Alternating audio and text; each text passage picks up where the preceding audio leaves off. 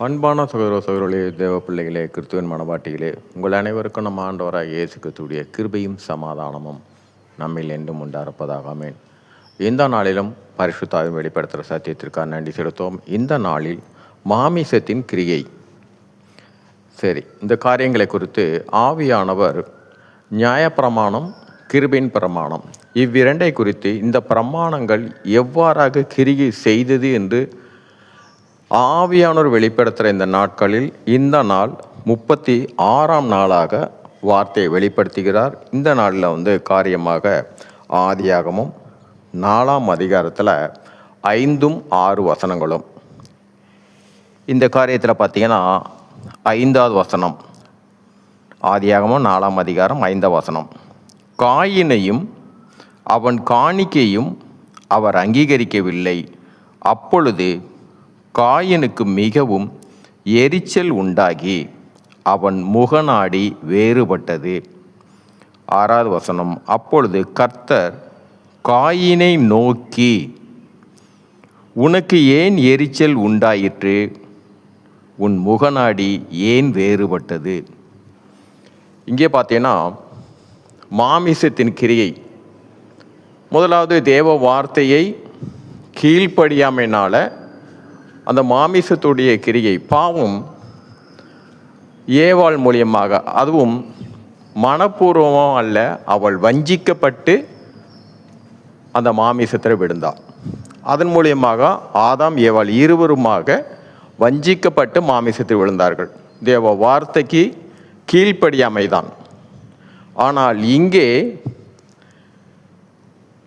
ஏவாள் சொல்லுகிறாள், கர்த்தரால் ஒரு மனுஷனை பெற்றேன் என்று. அந்த கிரியை, மாமிசத்தின் கிரியை காயின் மூலியமாக முழுமையாக வெளிப்பட்டது. இது முகநாடி ஏன் மாறுபடுகிறதுன்னு கேட்கிறார் கர்த்தர். ஏன் வேறுபட்டது? இங்கே காரியம் பார்த்தீங்கன்னா மனப்பூர்வமாக மாமிசத்தின் கிரிகைகள் வெளிப்பட்டது. ஏவாள் வஞ்சிக்கப்பட்டாள், ஆனால் காயினுடைய காரியம் மனப்பூர்வமாக வெளிப்பட்டது. இதுதான் வார்த்தைகளை பார்த்தீங்கன்னா இருதயமும் கேடு உள்ளதாக இருக்கிறதுன்னு. அந்த கேடு உள்ளதான இருதயத்தை வார்த்தையின் மூலமாக, தேவ வார்த்தையின் மூலமாக, அது தியானிக்க மூலியமாகவும் வார்த்தையின்படி நடக்கும்போது இந்த இருதயம், கேடான இருதயம் பரிசுத்தமாகும்போது தான் அப்பொழுது என்ன ஆகும்னா அது தேவனுடைய ஆலயமாகும். பரிசுத்த ஆவியானவர் வாசம் செய்கிற ஆலயமாக இந்த இருதயம் மாறும். இங்கே பார்த்தீங்கன்னா இந்த கேடு உள்ளதாக இருதயமாக இருக்குன்னா இது மாமிசத்தை சார்ந்திருக்கிற இருதயம் கேடு உள்ளது. இங்கே பார்த்தீங்கன்னா அவனுடைய முகநாடி மாறுபடுறது காரணம் மாமிசத்தின் கிரியை முழுமையாக வெளிப்பட்டது. இந்த காயின் மூலியமாக முழுமையாக வெளிப்பட்டது. இங்கே அவர் சொல்லுகிற வார்த்தையும் அதுதான்.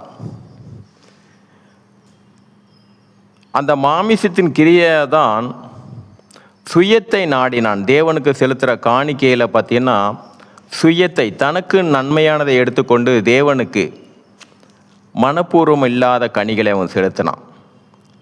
இது மாமிசத்தின் கிரியை. ஆனால் ஆபேலுடைய காரியம் தேவனுக்கு மனப்பூர்வமாக செலுத்துகிற காரியம். இந்த ரெண்டுக்குள்ள வித்தியாசம் தான்.